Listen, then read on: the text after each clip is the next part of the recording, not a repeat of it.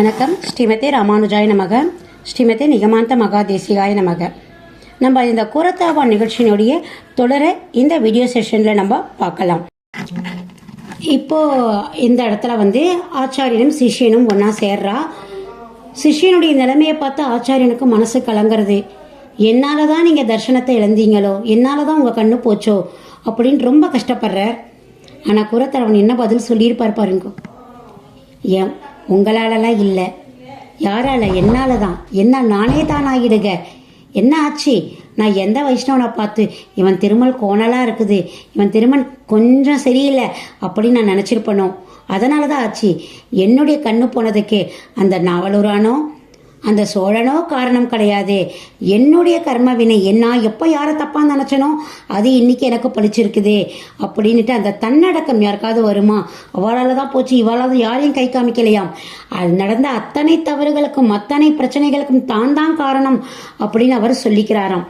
உடனே என்ன பண்ணுறார் ராமானுஜர், சரி கவலைப்படாதீ, போய் காஞ்சிபுரம் போங்க, அங்கே வரதனை பாருங்க, வரதன் கட்டாயம் வரம் கொடுப்பான். என்ன வரம் கேட்கணும் தெரியுமா நீங்கள் அவர்கிட்ட? கண்ணு வேணுன்ற வரத்தை கேளுங்க அப்படின்னு சொல்கிறாராம்.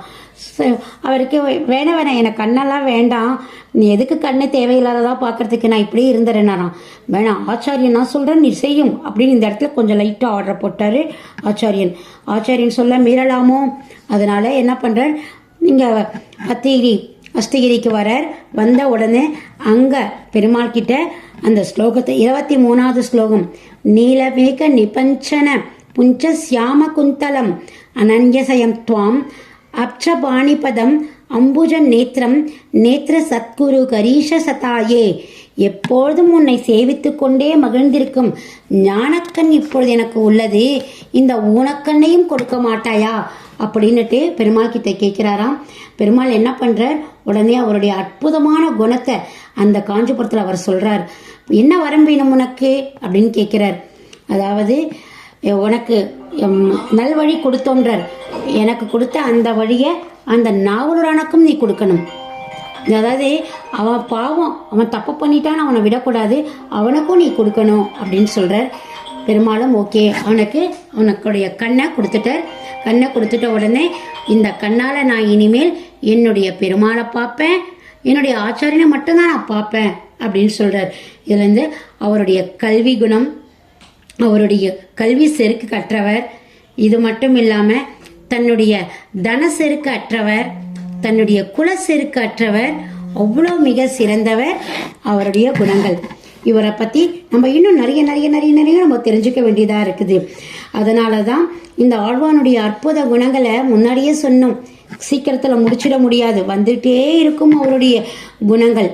ஒரு நாள் அவருடைய பையன் 2 பேர், அதாவது பராசர பட்டர், வேதவியாச பட்டர், அவர் 2 பேருக்கும் இவர் ஏதோ பாடம் சொல்லி கொடுத்துட்ருக்கிறார்.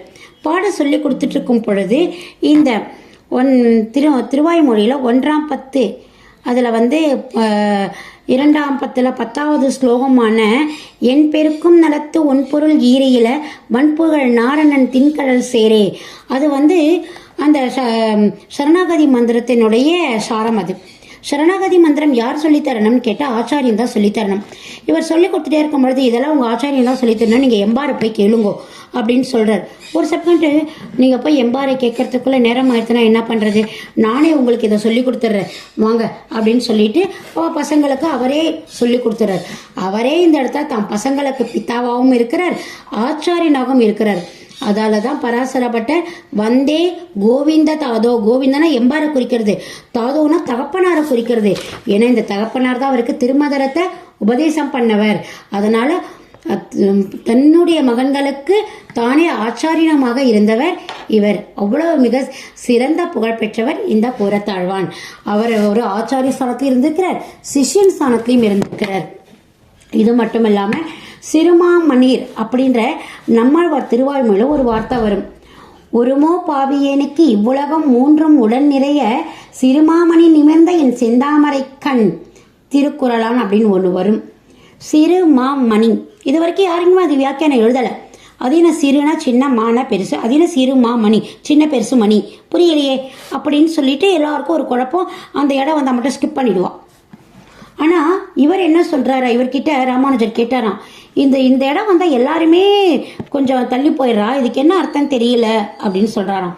அதுக்கு கூரத்தாழ்வானுடைய வியாக்கியானம் என்னன்னு கேட்டால், உருவத்தில் சிறுத்து பகவானுடைய நாமங்களை சொல்லி சொல்லி சொல்லி தன்னை, அதாவது விரதங்கள் இருந்து இருந்து உருவத்தில் சிரத்து ஞானத்தில் பெருத்து பகவானுடைய ஞானத்தை நல்லையை ஏற்றி ஏற்றி ஏற்றி ஏற்றி அதில் பெருத்து கொண்டவர் தான் சிறுமாமணி அப்படின்னு அர்த்தம். அவரை பரம பக்தியினுடன் அந்த பரந்தாமனை தொழுபவர் தான் சிறுமாமணி அப்படின்றத இவர் ராமானுஜருக்கே ஒரு வியாக்கியானத்தை இவர் இந்த சிறுமாமணிக்கு கொடுத்தவர். இவர் அப்படிப்பட்ட அந்த சிறப்பு வாய்ந்த எவ்வளவு ஒரு நாலேஜ் பாருங்க, கொஞ்சமா நஞ்சமா கூரத்தாழ்வான். இன்னும் நிறைய நிறைய நம்ம செவிச்சுட்டே இருக்கலாம் அவரை பற்றி. இந்த கூரத்தாழ்வானுடைய தொடர் நிகழ்ச்சிகளை நம்ம அடுத்த வீடியோ செஷனில் பார்க்கலாம். எல்லாரும் இதை பார்த்துட்டு அதுக்கு அடுத்த வீடியோ செஷனை கட்டாயம் பார்க்கணும். நன்றி.